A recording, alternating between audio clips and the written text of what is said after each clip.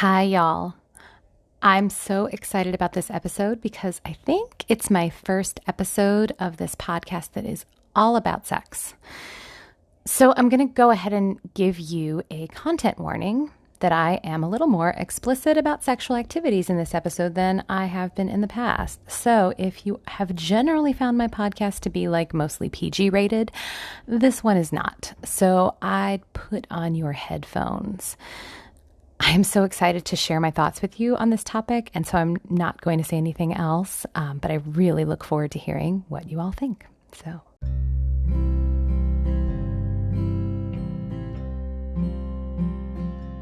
welcome to Making Polyamory Work. Hi, I'm Libby Sinback, and I want to thank you for being with me today. I am a queer polyamorous mom and a relationship transformation coach. And I'm here to help you if you're feeling stuck, if you're struggling, if you want your relationships to be more nourishing, more functional, more authentic, and full of love. On my show, I go deep into what actually makes polyamorous relationships work, because relationships are at the core of our well-being as humans. I think love is why we're here and how we heal. So before I go into today's episode, I have updated this recording from the future because I want to let you know that right now, the doors are open for a new cohort of the Relational Non-Monogamy Circle.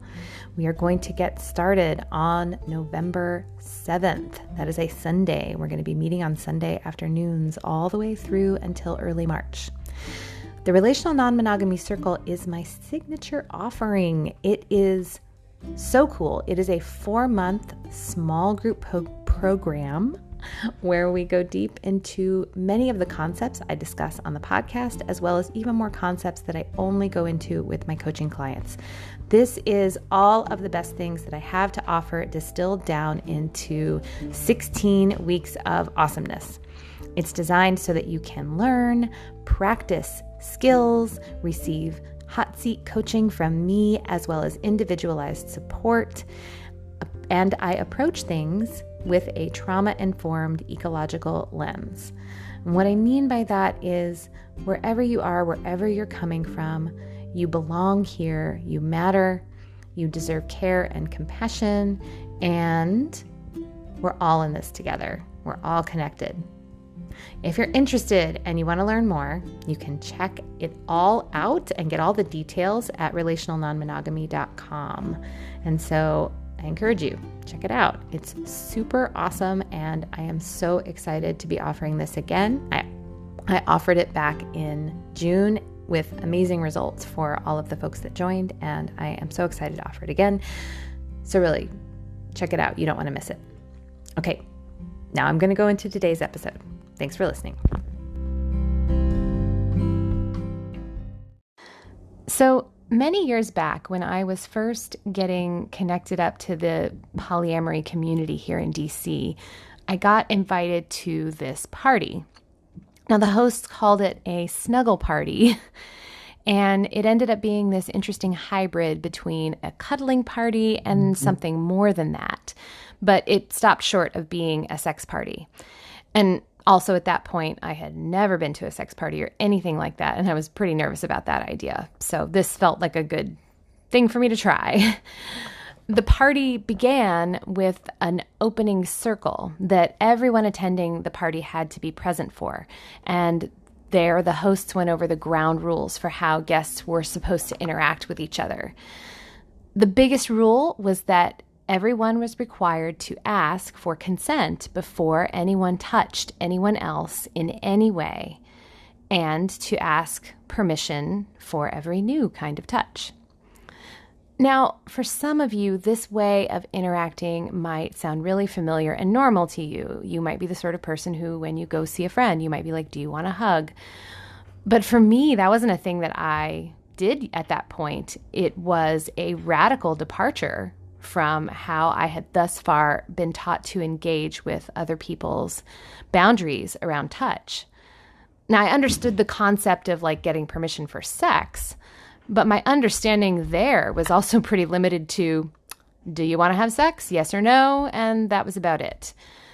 And Also, most of my prior experience as a cisgender woman who at that point had a lot of sex with mostly cisgender men was that I was the one usually saying yes or no. I wasn't asking for permission. I was the sole person setting the limits. So being at this party and asking things like, can I touch your arm? And can I lean up against you? Felt very novel to me. Also, at this party, there were no cisgender men. So that dynamic of who tends to ask and who tends to be giving consent wasn't there.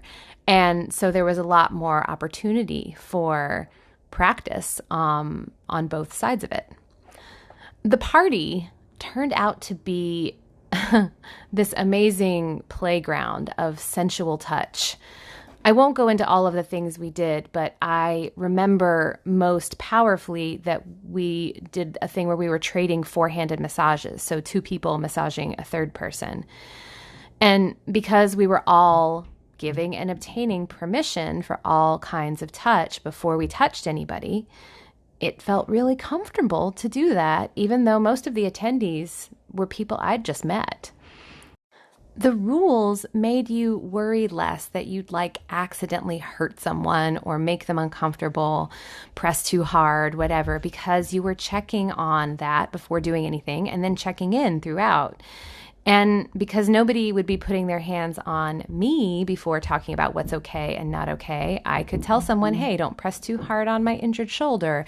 And that spot is ticklish, so don't touch me there. And massaging my butt is totally okay. And oh yeah, lots of pressure is really good. I felt encouraged to not only set and respect limits, but to also tell people who were touching me what really felt good and what would make it feel better, and ask other people what felt good to them. I also didn't have to sit and worry about whether this massage was a gateway for someone to put their hands on me and then put their hands on other parts of me, because that kind of thing was just against the rules. So I could just relax and enjoy myself. I don't think I'm being dramatic when I say that this party opened up a whole new world to me. A whole new world. Okay. As I said earlier, my previous experience with consent was generally centered not even on receiving consent, but just giving permission to have a sexual encounter. And then after that, I don't think there was that much more explicit discussion about it or negotiation or anything. I think the idea I had, and I think many people have, is that, getting more granular or specific about exactly what you want to do and what you don't want to do would be maybe overly restrictive, disruptive to the flow of things, that it would just kill the mood to have to check and make sure there's a clear yes for everything that you're doing. That's an objection that I've definitely heard, and I think a lot of people have, that practicing continuous consent feels just really onerous and clunky. So it never occurred to me to really try it before this party. I actually think, though, that that feeling that it's onerous and clunky is really a fault of how consent is framed in mainstream culture. We've been told that it's really important to get a clear yes for sex, specifically and exclusively so that you don't accidentally rape anybody. I heard there are actually now apps for this where both parties can check a box with their thumbprint or something, say that they consented to sex, so that nobody can later accuse their partner of assaulting them.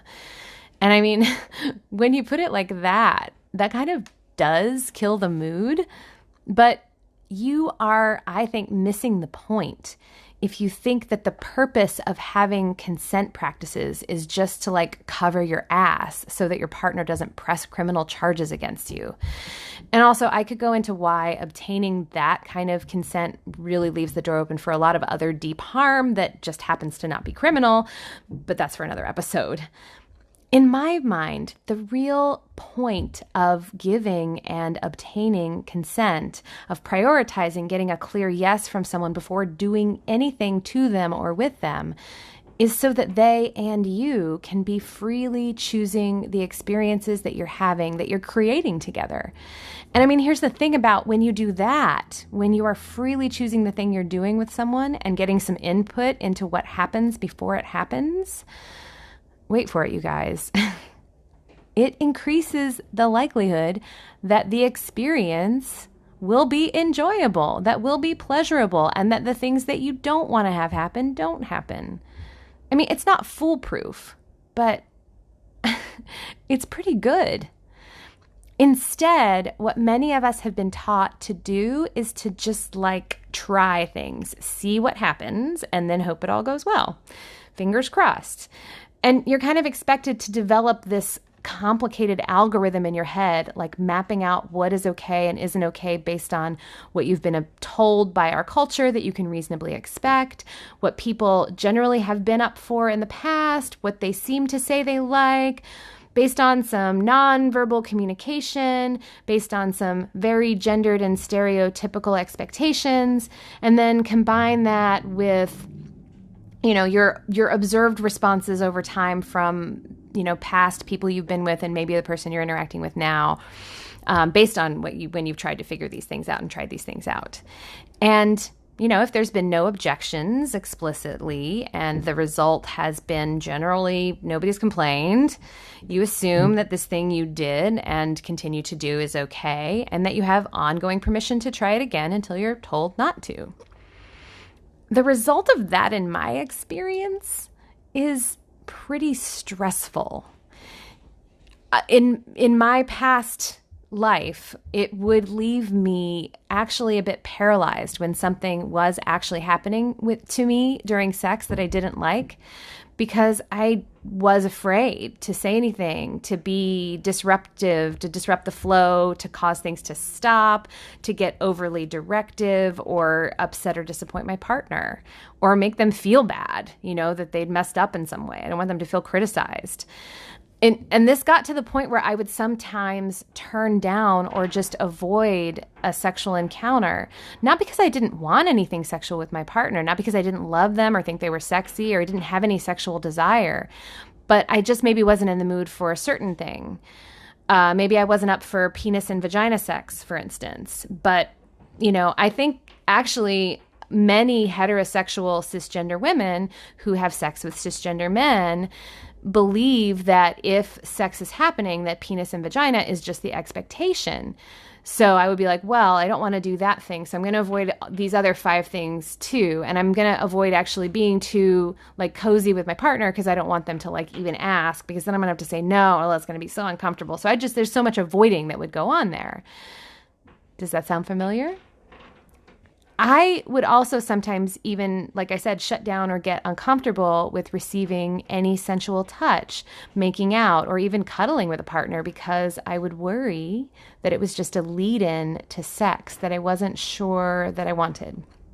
I had this belief that if I started, say, having a heavy makeout session with a partner, or letting them stroke my body, and we got naked in bed, etc., that there would be some kind of expectation that I was creating, and that there was an intention that they had in doing that with me, and that by giving and receiving that touch, I was implicitly communicating that I was agreeing to sex. And so then if I didn't want it or I wasn't sure, I couldn't just enjoy what was going on, because I felt like I was making this promise of other things, and that at some point, because I already knew I didn't want those things or wasn't sure I wanted those things, that I was leading my partner on, and that I would ultimately disappoint them when I would say stop.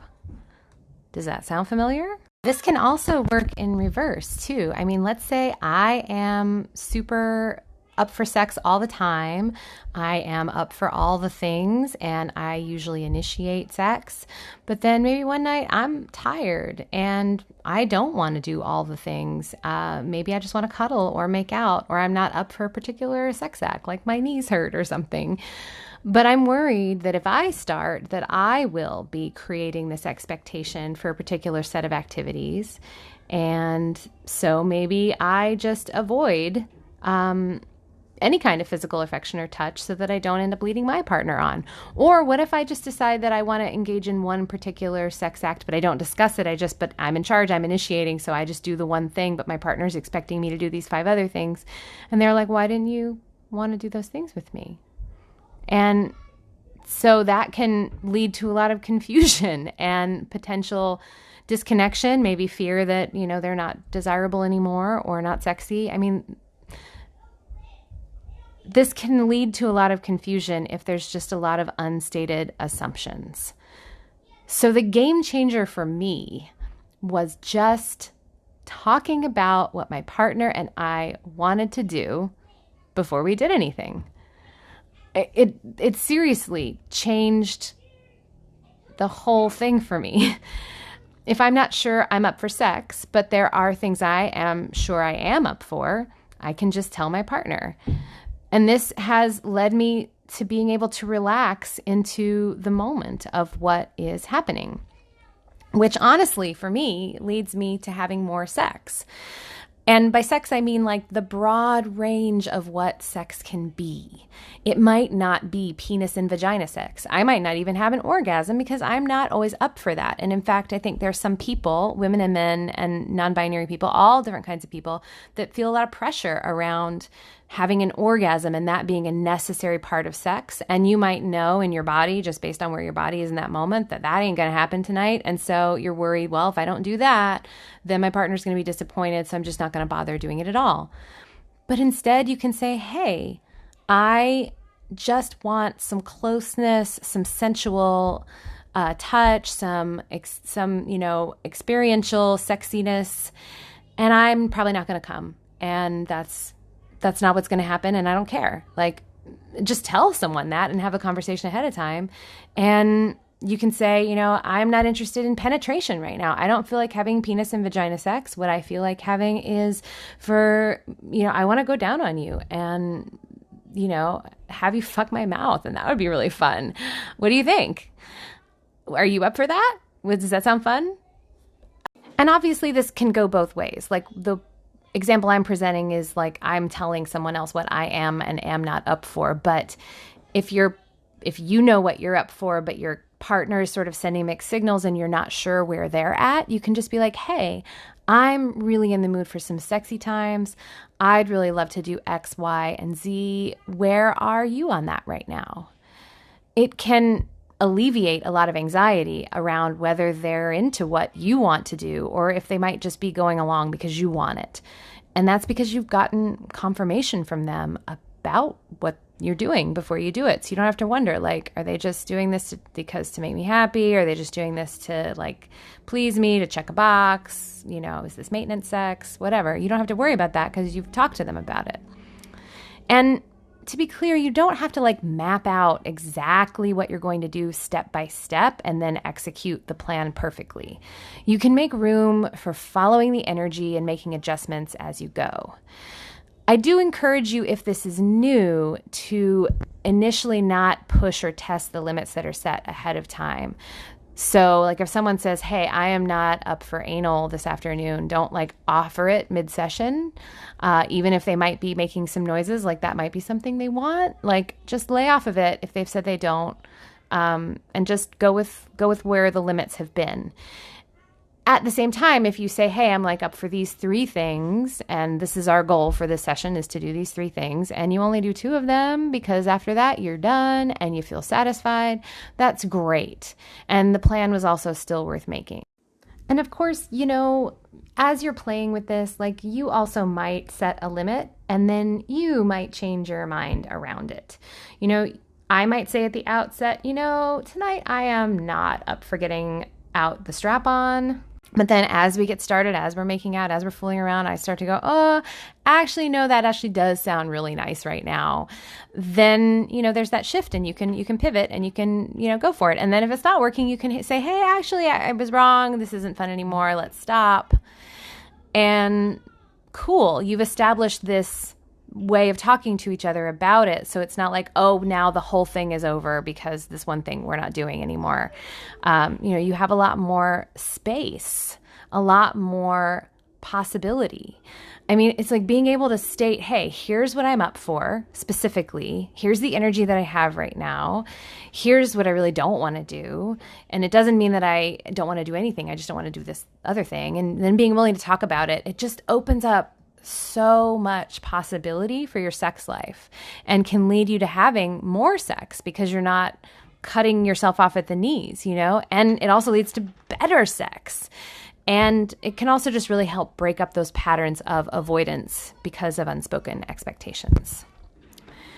Now, I'm guessing as I'm talking about this that a roadblock that might be coming up for you is that you might be fearing starting to have these kind of conversations, starting to ask for things that you want because of a fear of rejection. We don't want to ask for something and hear a no. Asking is vulnerable. And it's also true that lots of people don't want to have to tell their partners no because that's uncomfortable. They don't want to disappoint anybody. So again, there's that going into that avoidance mode because it's easier to avoid your partner if they're asking for sex.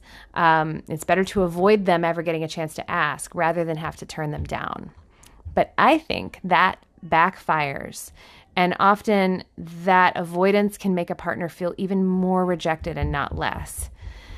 I think a lot of us believe, ironically, that long-term partnerships are somehow inherently more protected from rejection because of this belief that there's sort of baked in a certain amount of implied consent, which can, I think, actually be part of what makes rejecting a partner or being rejected by a partner so upsetting and scary, because you have this idea that that's not something that's going to happen in a long-term relationship. And so when it does, what does that mean? And you worry that it means there's something really wrong, like they don't love you anymore, they're not desiring you anymore, we're supposed to have this ongoing, we both want each other, we both picked each other.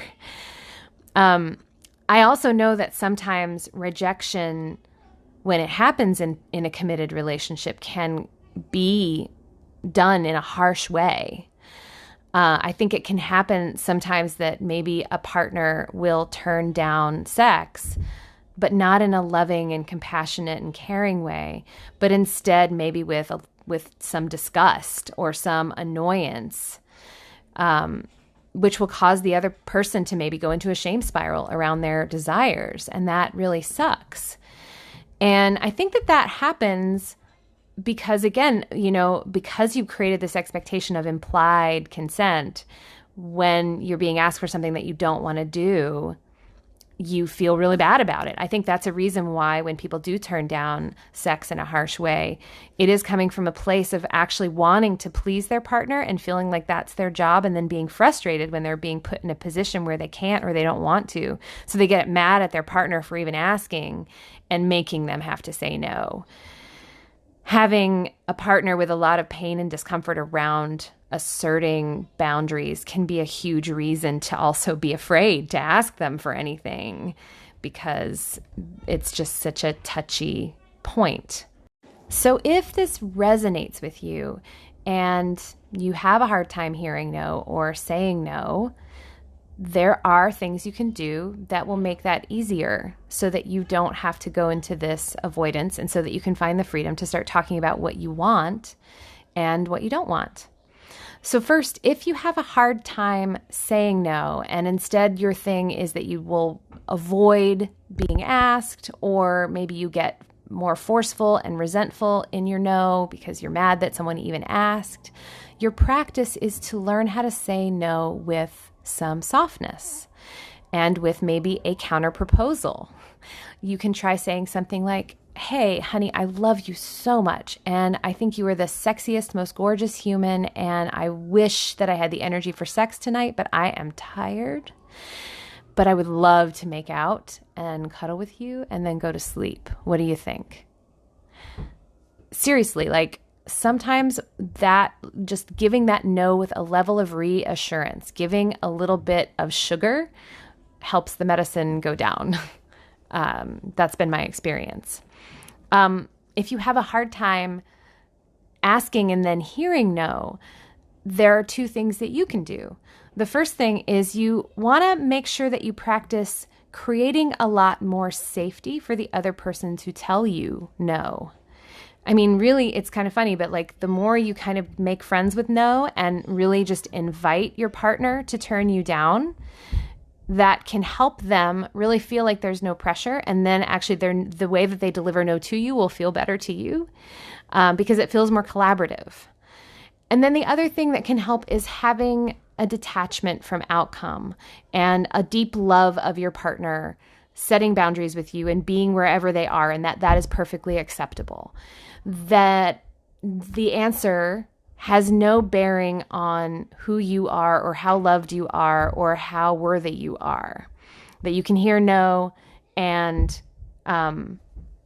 you're fine. It's not about you. It's about your partner and where they are. And then you can figure out, well, what can you do next? I'll make the argument that, a lot of times when we're asking for sex, there's a need underneath it that we could get met in other ways. And you just have to expand the possibilities. But a lot of times it's like, if I get a no, then that's a sign of something bigger than just that there's no sex. And so if you can kind of detach from the outcome and really look at, okay, well, would I be fulfilled if I just got a cuddle? Or would I be fulfilled if my partner talked dirty to me and then I went in the bathroom and jerked off? Like, you can expand the possibilities of ways that you could feel good together. And then another thing you can do that really helps with asking for something and that vulnerability in asking and then feeling like, oh, my partner's going to have to say yes or no, is you can play around with shifting from making requests to making invitations and stating desires. So instead of saying, hey, would you be willing to go down on me right now? You could say, hey, I'd really love for you to go down on me right now. I think that would feel amazing. That's just stating a desire. That's not a request. And that leaves the ball very gently in their court, but they don't have to do anything with that. They can just say, oh yeah, that's cool that you like that. You can also say, you can make it an invitation. Like, would you enjoy it if you got to, go down on me right now? Or, would you enjoy it if I used the Hitachi on myself while you watched? You can talk about, that as an invitation. I want to be clear that working through fears of rejection, though, is an ongoing practice for everyone, both giving it and receiving it, because I know that both are uncomfortable. But I found that these practices can make it a whole lot easier to transform your relationship with it. So another reason that we might shy away from explicitly talking about what we want or asking our partner what they want is that it might signal that we aren't really confident that we just know. Our culture has created this expectation that if you're a good lover or if you're really sexually compatible with your partner, that you'll be just so attuned that you'll just be able to intuitively know what they want and don't want in the moment. So, needing to ask, checking in, talking about things beforehand or afterwards might imply that you're not a good lover or you're just lazy and not paying attention. Can I just disabuse you of this idea? Most of us are not good mind readers. And most of us like things that are so completely different from what our partner likes. And most of us have been with people who liked something else that was completely different from what our partner wants. We really have to check this stuff out.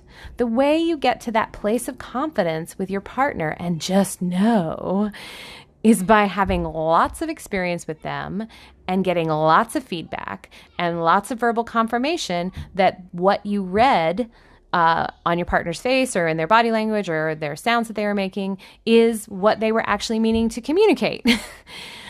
I don't think there's a way to shortcut that. Now, I'll own that some people are really, really good at mind reading and being hyper attuned to their partner and their partner's pleasure and somehow do just know things. But I'll tell you something else. In my experience, that often comes at the expense of them being in any way attuned to their own pleasure.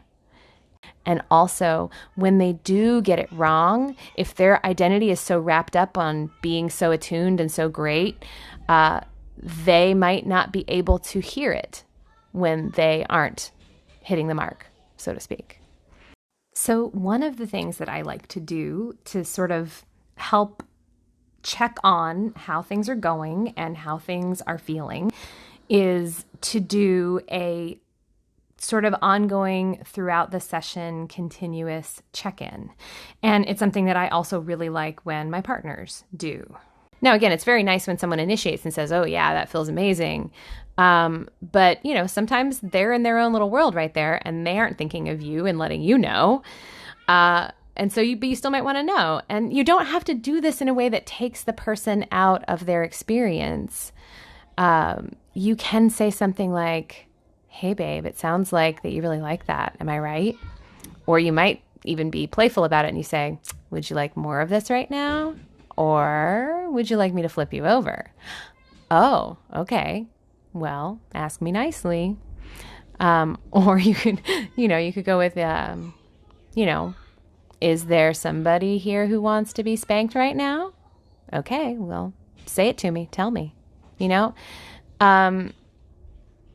This is, again, it's a playful way of getting confirmation about what someone wants instead of, again, just trying it and hoping it's okay. You don't have to do it in this, is it okay if I do this thing now? Because, yeah, I get that that's awkward. So again, this actually gets to the next issue that I think probably comes up when we think about practicing explicit consent, which is that, you may just feel like you lack the language for how to talk about what you want to do, especially in the moment or right beforehand. It might feel awkward in your mouth to say the words because we just haven't had that modeled for us very well. I mean, in a lot of porn, in a lot of sex scenes and movies, sex is largely wordless. So we just don't know how to do it. So I'll offer you 2 recommendations here. First, watch the movie Friends with Benefits. Yes, it's a cheesy romantic comedy with Justin Timberlake and Mila Kunis, and there's a lot in it that I wouldn't say is a great model for relationships. Their communication in some cases is not great, but the sex scenes in that movie are actually surprisingly good at modeling 2 people talking about what they want. Second thing is I'll actually just link a few articles in the description with some sample language of how to check in a sexy way, because I think it really does just help to have some scripts that you can use. So the last objection that I can see to explicitly discussing and negotiating sexual activity and checking in and all that is because some people might feel like it takes away the opportunity to be swept away and swept up in the moment. That goes back to that whole idea that talking about it ruins the mood or disrupts the flow. We want to just let go and connect to something primal and free within us. And while uncertainty can cause anxiety, some people find, excitement in the uncertainty, that thrill of wondering, oh, what's going to happen next? And then experiencing the joy of it all unfolding and not really knowing whether it would or not. I want to say that, being swept up without any pre-discussion or preset limits has some risks with it. It can cause people to blast through their own boundaries and allow things that they didn't want just so that they can keep things moving. And then when the next time comes along, that can lead to that avoidance again. Well, I really did some things I didn't really want to do there, and I'm worried that that's going to happen again, so I don't want to even start, right? I actually think that when you talk about what's going to happen and have a practice of some sexy ways of checking in throughout, that actually creates the container for that ability to let go, to just really freely flow in the moment. It's like the difference between the thrill of deciding to sign up to go skydiving and having a plan to do that and getting on the plane with the parachute and you know that you're going to do that, and just getting on a plane thinking you're going to be just going somewhere, and then all of a sudden the back of the plane opens up and you're handed a parachute. Either way, you're definitely going to get the thrill of jumping out of a plane. But in the first scenario, everyone's agreed to be there and you know what's going to happen. So it's easier to just lean into it and have fun and be in the moment instead of maybe seizing up with terror, but going, oh, I'm going to do this anyway. Another analogy I like here is imagine you're going to walk across a bridge connecting 2 tall skyscrapers. So you're 50 stories up and you're going to be walking across a bridge from one skyscraper to another. Now imagine that bridge has no rails, How good and confident do you feel about walking across that bridge versus a bridge that has rails on the sides? That's what I'm talking about. The last thing I'll say is that practicing explicit communication around sex is also a wonderful way to just show care for your partner and concern for their enjoyment. It can also open up more space for the experience to be deeply connecting and a mutual creation, rather than just being about checking off a box. In sharing what you want and in talking about what feels good, you create this greater opportunity for intimacy and vulnerability while also really holding space for each other, as well as just really, really good sex. So, to recap, getting explicit and verbal about what you're going to do when you have sex before you do it, and on the kind of sex you're going to have before you have it, and checking in on how everyone is enjoying it, isn't just for first-time encounters with new people. It's not just to make sure you're not sexually assaulting anyone. It actually makes for better, hotter, more frequent, more connected sex. The practices that you can start using right now in your sex life to reap the benefits of this are: 1, talk about what you do before you do it. Talk about what you're up for, and be specific. If you're feeling like you really just want to go down on your partner for 20 minutes and then roll over, go to sleep, that's valuable information to be sharing with them. If you know that you want to have a super hot makeout session and then get each other all riled up and then masturbate side by side, make that plan. And then you can make adjustments if you need to. 2, do the work you need to do on either getting okay with being turned down or learning how to turn someone down gently in a way that's loving, or both. If you have a hard time asking for fear of rejection, practice detachment from outcome and let go of any greater meaning that rejection might have for you, and practice inviting and expressing desire. I'm fairly sure that if you are afraid of hearing no, that you still would never want someone to say yes to you just out of fear of disappointing you. So make it safe for them to do what they need to do. It'll lead to less avoidance and more connection. If you have a hard time saying no, you can practice softening it and affirming that you love the person and that you desire them, even if sex isn't on the menu right now, or a particular sexy thing isn't on the menu right now. You can also make counter offers like, I know you want to do X, but I'm really only up for Y tonight. Would that be okay? Number 3, check your mind reading skills by checking in throughout a sexual experience.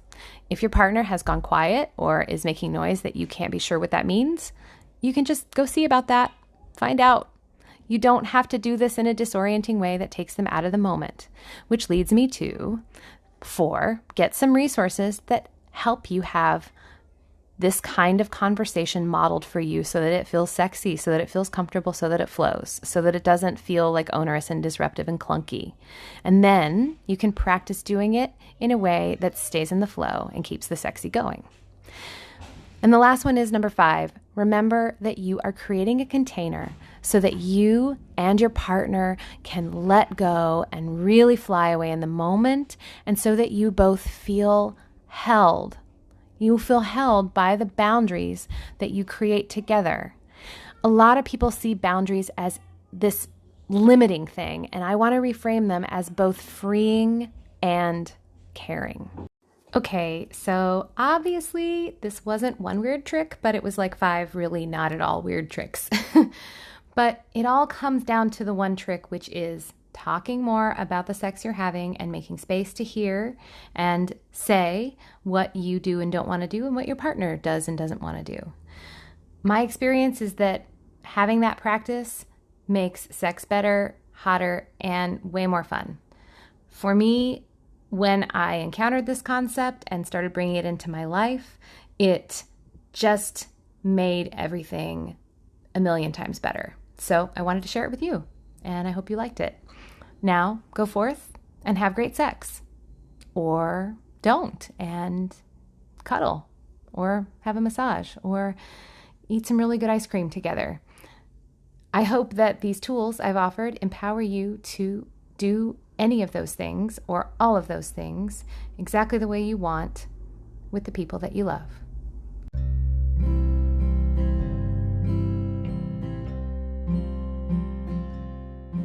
Thank you so much for joining me today. If you have any thoughts about what I've said today or a question for the show, I'd so love to hear from you. You can reach me on my website at libbysinback.com, or you can email me at libby@libbysinback.com. You can also connect to me on social media. Just do a search for Libby Sinback and you'll find me. If you are really struggling right now and you would like some deeper support, this is work I love helping my coaching clients with. If you're interested, you can sign up for a free introductory session with me to see if coaching together might be a good fit. You can sign up for that at talktolibby.com. Also, if what I have to say has been helping you, please share it with your friends, your networks, your Facebook groups, etc. And make sure you subscribe so you don't miss an episode. It would also mean a lot to me if you left a review or a comment, especially a comment, on iTunes or Stitcher or whatever podcast service you use, because that will help more people find the show. Thank you so much for being with me today, and I'll talk to you soon.